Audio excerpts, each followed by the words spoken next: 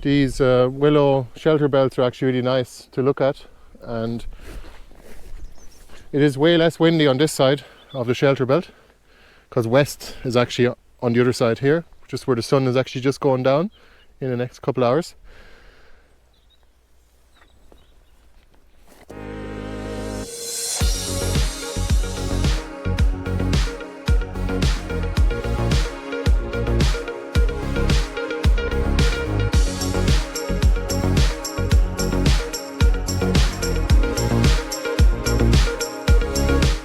We have roses all around here,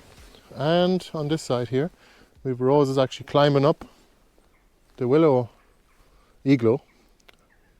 and we're hoping that it'll actually cover the top of it with flowers eventually.